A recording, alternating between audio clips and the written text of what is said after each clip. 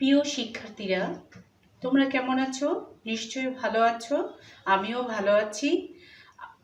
আজকে আমি তোমাদের অনলাইনে একটি ক্লাস নিব, কিন্তু তার আগে তোমাদেরকে আমি আমার পরিচয় জানিয়ে নিই।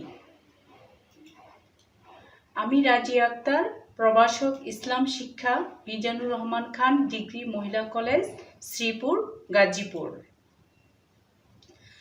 উচ্চ মাধ্যমিক ইসলাম শিক্ষা প্রথম পত্র বইয়ের প্রথম অধ্যায় ইসলামী সংস্কৃতির বৈশিষ্ট্য নিয়ে আজকে আমি তোমাদের ক্লাস নিব। আজকে ইসলামী সংস্কৃতির প্রকৃতি ও বৈশিষ্ট্য অথবা ইসলামী সংস্কৃতির বিভিন্ন দিক নিয়ে আলোচনা করব। আর আজকের ক্লাসে তোমাদের সবাইকে স্বাগত।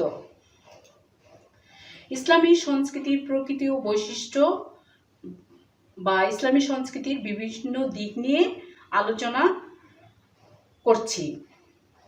কুরআন ও সুন্নাহ ভিত্তিক। কুরআন ও সুন্নাহ ভিত্তিক ইসলামী সংস্কৃতিটা হবে কুরআন এবং সুন্নাহ অনুযায়ী। কুরআন সুন্নাহ ব্যতীত ইসলামী সংস্কৃতি হতে পারবে না।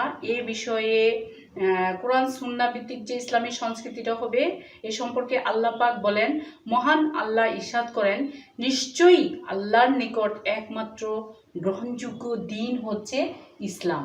সূরা আলে ইমরান 19 নম্বর আয়াত। আমরা আরো ইসলামী সংস্কৃতির আরেকটি দিক জানবো, সেটা হচ্ছে ঈমান বা বিশ্বাসের আলোকে গঠিত। অর্থাৎ ইসলামী সংস্কৃতিটা হবে এমন যাতে তাওহীদ, রিসালাত ও আখিরাত এই তিনটি বিশ্বাসের আলোকে ইসলামী সংস্কৃতির প্রাসাদ রচিত হয়েছে। কারণ ঈমান ও বিশ্বাস না থাকলে সেটা কখনোই ইসলামী সংস্কৃতি হতে পারে না। ইসলামী সংস্কৃতি সম্পর্কে মহান আল্লাহ পাক বলেন, যারা আল্লাহর প্রতি দৃঢ় বিশ্বাসী তাদের নিকট আল্লাহর চেয়ে উত্তম বিধানদাতা আর কে হতে পারে। সূরা মাইদার 53 আয়াত। অর্থাৎ আল্লাহকে যে বিশ্বাস করে তারাই আল্লাহর নিকট উত্তম বিধানদাতা। বিশ্বজনীন ও সর্বজনীন। ইসলামী সংস্কৃতিটা এমন একটা সংস্কৃতি যেটা বিশ্বজনীন ও সর্বজনীন, সবার কাছে গ্রহণযোগ্য। এই প্রসঙ্গে মহান আল্লাহ বলেন, হে বিশ্ব মানব জাতি, তোমাদের প্রভুর কাছ থেকে তোমাদের নিকট শাশ্বত প্রমাণ এসেছে আর তোমাদের নিকট সুস্পষ্ট আলোকবর্তিতা প্রেরণ করেছি। সূরা নিসা 174 নম্বর আয়াত। অর্থাৎ আল্লাহর নিকট থেকে সুস্পষ্ট প্রমাণ হিসাবে আমাদের ইসলামী সংস্কৃতিটা এসেছে। আরও এ সম্পর্কে আল্লাহ তাআলা বলেন, হে বিশ্ব মানব জাতি, হে মানবকুল, নিশ্চয়ই আমি তোমাদের সবার নিকট আল্লাহর রসুল। আরাফ 158 আয়াত। এটা রাসূল সাল্লাল্লাহু আলাইহি ওয়াসাল্লাম বলেছেন। বলুন, হে মানব জাতি, তোমাদের প্রভুর কাছ থেকে তোমাদের নিকট সত্য পথের দিশা এসেছে। সূরা ইউনূস 108। অর্থাৎ ইসলামী সংস্কৃতি এমন একটা সংস্কৃতি যেটা আল্লাহর নিকট থেকে আমাদের সত্য পথ প্রদর্শন, অর্থাৎ সত্য পথের দিশা। ইসলামী সমতা ভিত্তিক। অর্থাৎ ইসলামী সংস্কৃতি হবে সমতা ভিত্তিক। ইসলামী সংস্কৃতিতে সকল মানুষ সমান, মানে আইনের দৃষ্টিতে সবাই সমান। হে মানব জাতি, তোমরা তোমাদের প্রভুকে ভয় করো, যিনি তোমাদের সৃষ্টি করেছেন একজন মানুষ থেকে, আর তা থেকেই সৃষ্টি করেছেন তার জুরিকে, এবং সে দুজন থেকে অনেক পুরুষ ও নারী ছড়িয়ে পড়েছে। সূরা নিসা আয়াত নাম্বার 1। অর্থাৎ আমরা একজন নর এবং নারী থেকে এসেছি, এবং এটা এই পরবর্তীতে আমরা সারা বিশ্বে এই একজন নর নারী থেকেই সকল মানুষের সৃষ্টি হয়েছে। এ প্রসঙ্গে মহানবী সাল্লাল্লাহু আলাইহি ওয়াসাল্লাম বলেন, তোমরা প্রত্যেকে আদম থেকে, আর আদম মাটি থেকে তৈরি। আল হাদিস। অর্থাৎ প্রত্যেক মানুষ কোথা থেকে এসেছে? আদম থেকে। আর আদমকে আল্লাহ তাআলা কি দিয়ে সৃষ্টি করেছেন? মাটি দিয়ে। আর এগুলো হচ্ছে ইসলামী সংস্কৃতির বিভিন্ন দিক। জীবনের সামগ্রিক অঙ্গনে বিস্তৃত, অর্থাৎ ইসলামী সংস্কৃতিটা আমাদের সামগ্রিক জীবনে ছড়িয়ে আছে। এ প্রসঙ্গে আল্লাহ পাক কি বলেন? যে ব্যক্তি আল্লাহর কাছে আত্মসমর্পণ করেছে এবং নিজের জীবনযাত্রা সততা সহকারে করেছে, তার চেয়ে উত্তম জীবনযাপন পথ আর কার হতে পারে? সূরা নিসা 125 নম্বর আয়াত। অর্থাৎ এই ইসলামী সংস্কৃতিটা হচ্ছে আমাদের জীবন ধারণের জন্য উত্তম পথ। বিশ্বাস ও কর্মের সমন্বিত রূপ, অর্থাৎ ইসলামী সংস্কৃতিটা হবে আমাদের বিশ্বাস এবং আমাদের যে কর্ম সেটার এই সমন্বয় থাকবে। এই প্রসঙ্গে মহান আল্লাহ বলেন, নিশ্চয়ই যারা ঈমান এনেছে এবং সৎ কর্ম সম্পাদন করেছে তাদের জন্য মেহমানদারি রয়েছে জান্নাতুল ফেরদাউসে। সূরা কাহাফ 107 নম্বর আয়াত। অর্থাৎ আমরা যদি ইসলামী সংস্কৃতি অনুযায়ী জীবনযাপন করি তাহলে আমরা কোথায় যাব? জান্নাতুল ফেরদাউসে।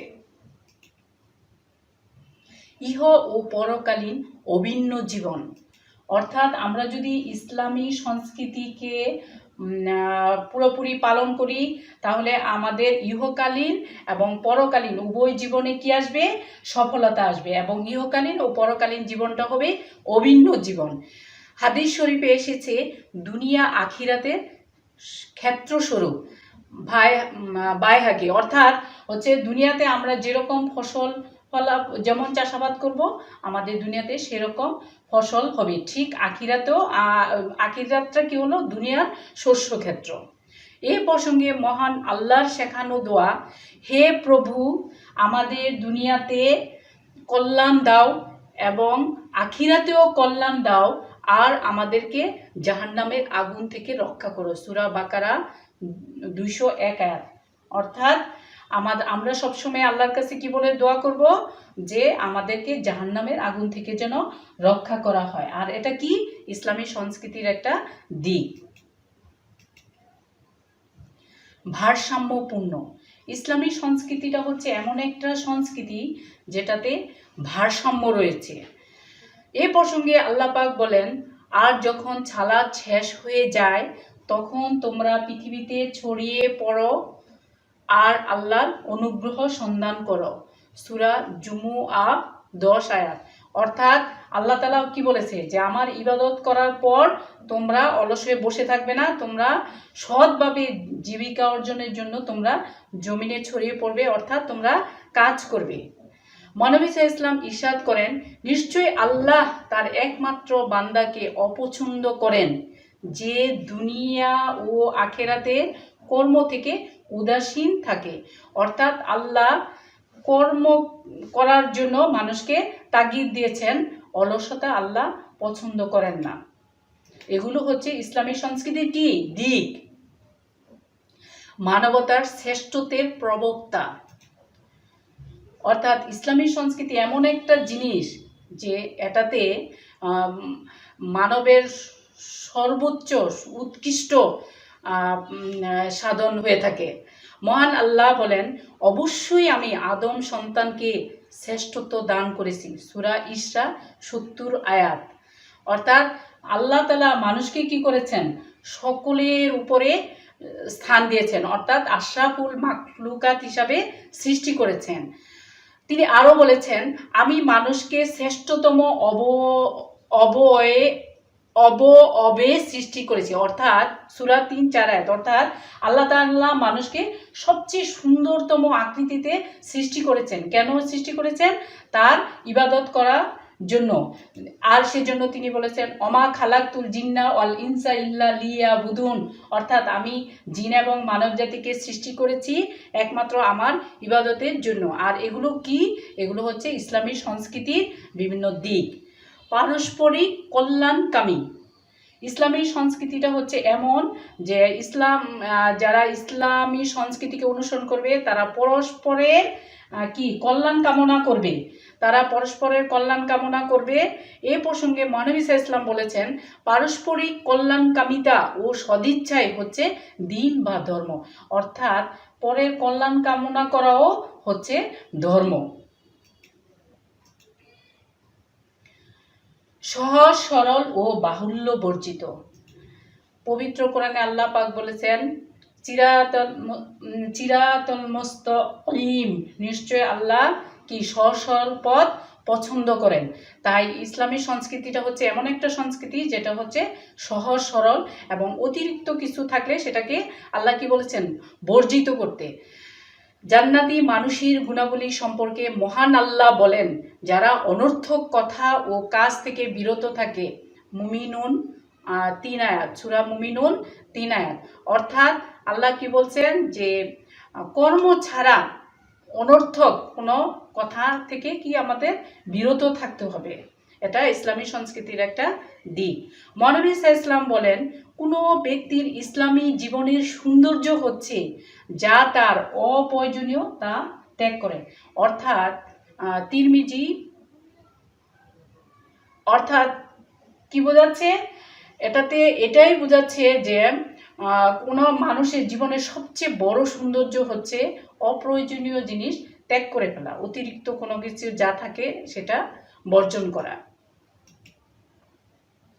ত্যাগ ও সেবাধর্মী। আমাদের ইসলামী সংস্কৃতিটা হচ্ছে কি ত্যাগ ও সেবাধর্মী। এ প্রসঙ্গে আমি একটা বাংলা কবিতা বলি, সেটা হচ্ছে, পরের কারণে স্বার্থ দিয়া বলি, এ জীবন মন সকলে দাও, তার মতো সুখ কোথাও কি আছে, আপনার কথা ভুলিয়া যাও। আবার আরেকটা কবিতা, এই কবিতারই কয়েকটা লাইন আছে, যেমন,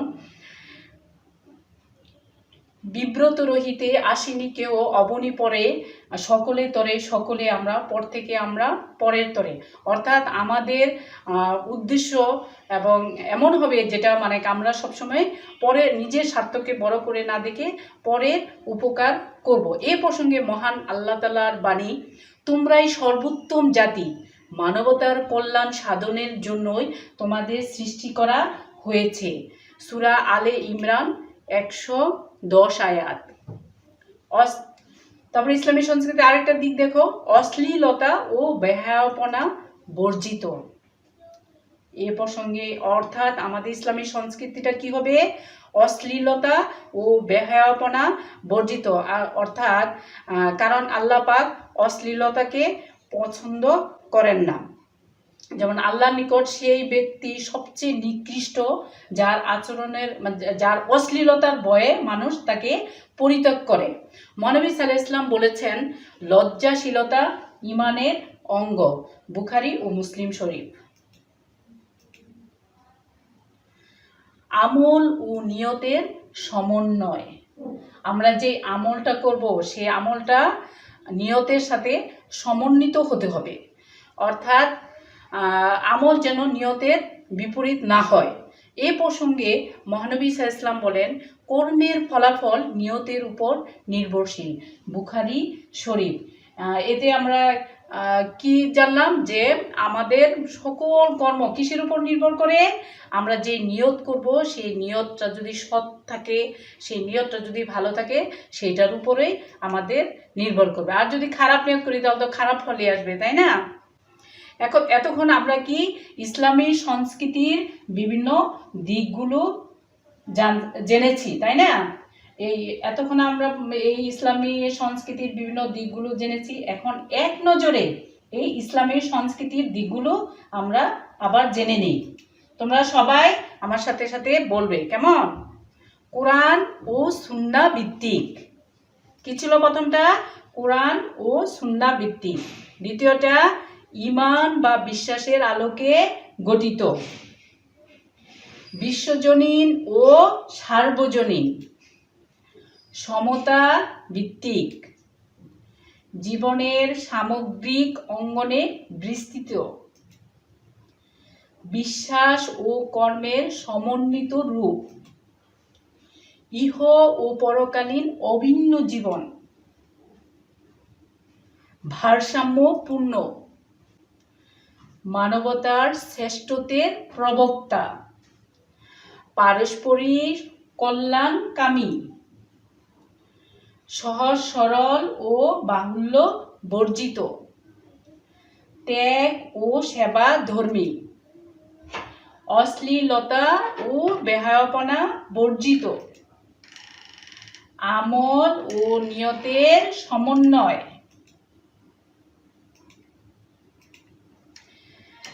আজকে এরপরে তোমাদের বাড়ির কাজ দেওয়া হলো, তোমরা বাড়ির কাজ করে নিয়ে আসবা। বাড়ির কাজ হলো ইসলামী সংস্কৃতির প্রকৃতি ও বৈশিষ্ট্য লিপিবদ্ধ করো। পরবর্তীতে আমি আবারও তোমাদের সামনে অনলাইন ক্লাস নিয়ে উপস্থিত হব। আজকে এখানেই তোমাদের থেকে আমি বিদায় নিলাম। আজকে এখানেই বিদায়। তোমাদের সবাইকে ধন্যবাদ।